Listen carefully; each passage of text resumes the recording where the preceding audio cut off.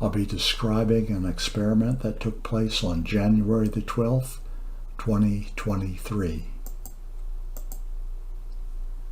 So there were only 4 activations during the following week, 2 on Sunday, 2 on Tuesday, and none before the experiment on Thursday.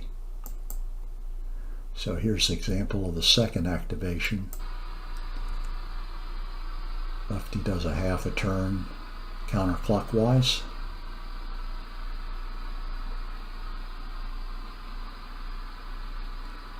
So this indicates our blink system is working, but the pinwheels just are not very active. On Tuesday, here's a fourth of the 4 activations. Lefty does a quarter turn counterclockwise. All the turns were by lefty and all the turns were counterclockwise.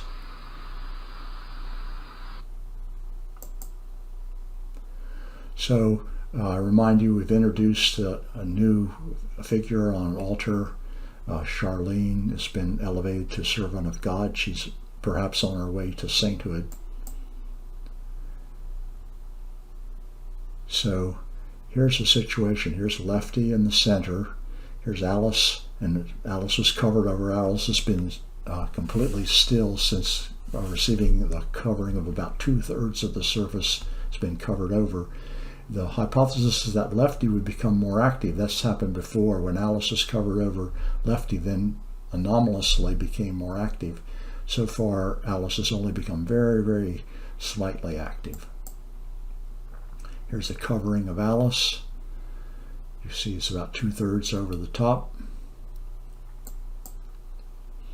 There's a experimental setup, altar.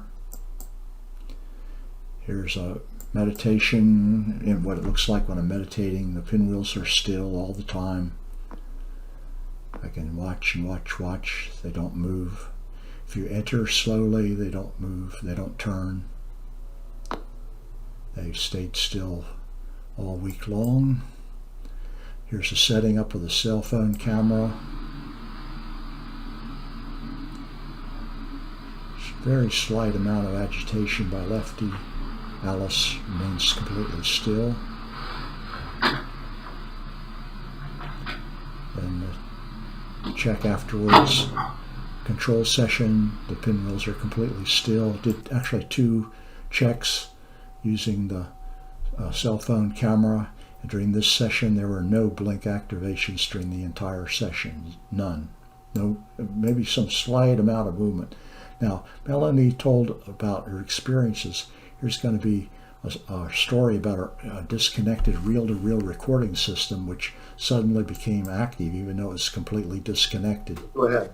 Okay. So, in my early 20s, I had left New York and I'd come out here to try and make my life, right? And I wound up first teaching, and from the teaching job, one of the mothers worked in radio sales and knew that I had a dream to be a radio announcer and had a background in college radio. So I got a job at a light and easy station out here. It was called Joy 92 FM. And they had decided to finally, they were very outdated. And they used the cart machine to run the commercials and the reel-to-reels to run the music, right? And they decided to upgrade to a whole DVD system. Mm-hmm. So the reel-to-reel was completely disconnected. She's going to continue on with this story.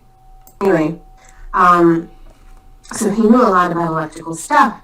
Well, right before Steve came, the machines started to spin. The reel-to-reels started to spin, okay? And the little things were flip-flapping back and forth. I was so scared. I was like crying and I couldn't leave. And I was like terrified.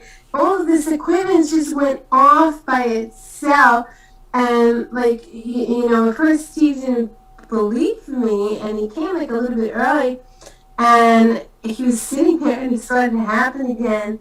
And it was just like so crazy until they got that equipment out of the radio station. Okay? And I'm telling you, It probably, I haven't thought about it in so long. I mean, this happened like more than 30 years ago. And I hadn't thought about it in a very long time. It was one of those freaky things, like when I told you about the salt and pepper shakers, that the metal, I call them, they're cardinals, okay, but I call them falcons, where the metal falcon flew and cleared the table, dropped after my mother died. I am telling you that this is the epiphenomenon of epiphenomena. We couldn't stop talking about it for months, back in the day. And the only What it was doing? natural was somehow static electricity built up over the years in the equipment, and it didn't like not being in use. But this equipment was to go 24/7, day after day, year after year. It never stopped.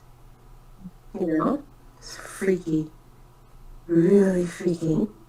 There's no wires left connected to the control room, nothing. It was all shut down. There's nothing live left. And it was just spinning by itself. And they got. So she previously described the salt and pepper shakers, which move through psychokinesis. That was a formulative experience. Now she's going to tell 3 stories here. So let's see. It was around the time that I was part of the second PIRMs for the Veritas at the University of Arizona. And I was in the dog park, and I met this woman named Jackie Buckley. And I don't know, I know that she had a problem at one point in her life with substance abuse. I suspected that she may have still had it. I thought maybe she was dying of cancer because she had no hair and she was wearing a handkerchief around her head, a bandana around her head. And I don't know, we got into a conversation, and I was feeling a spirit of a man around her that was like very playful and very silly. And I said, Jackie, he's holding up something disgusting that was on his foot, and he's like waving it like it's got cooties. And she laughed, and she said that basically he tried to shoot heroin into his toe and he got gangrene, right? But that's only half of the story. Then I felt like Jackie was almost stalking me. And it turned out she lived very close to where I live, and I would run into her at the supermarket. And I was trying to get away from her, and then somehow she found me on Yahoo Messenger, right? And she started to IM me, and as she was IMing me, okay, the keyboard, I think it was JK or whatever it was, the keyboard started typing by itself, bing, bing, bing, bing, bing, bing, bing, this person's initials. I just freaked out. Whatever was going on is this person's initials were being repeated over and over and over again on my screen. I was like, no way. I'm like, oh, you need to get away from me. Like, it's, you can intellectualize it, but when you experience it, when you're having a genuine, phenomenon experience, it's a little bit too much for your brain. It's like, whoa. Let me hold on to something before like my feet float up in the air. It's a little bit, I'm hearing that theme to the Addams Family. The end, all together. It's like, and then the weirdest thing is I was trying to buy the dream house, right before COVID hit. And I don't know how I got into the story, but I mentioned Jackie Buckley. And my realtor knew her husband, or her ex-husband. He's like, no way, I know. He's like, and he knew all about her being strange, So it's interesting, the small world factor. But that some people have a lot of experiences like these. Here's a tabulation of the previous activations each day. We had 2 on Sunday, 2 on Tuesday, and then none on our experimental day. That's been our history, our pattern recently. Here back on December 1st, we had 85 activations, December 8th, 4 activations, December 15th, 0, December 22nd, 10, then the last 3 weeks, none, and then 2 weeks, none, and then on January the 12th, our experiment day, no activations. So there's a conflict last week, and one of our participants has dropped out. It's tough. This is a tough thing. These are friends. This has happened in the past. People sometimes just can't get along and they drop out. And that's happened again and again with our group. We've gained people and lost people. This week there were 0 activations. It's continued, even though we discussed anomalous experiences. We had some singing. We did some singing during this session, and I think that's going to be something we're going to try more in the future. Plus, I'm going to remove a portion of the Alice container covering. Well, maybe that'll help Alice do some more turning in the future.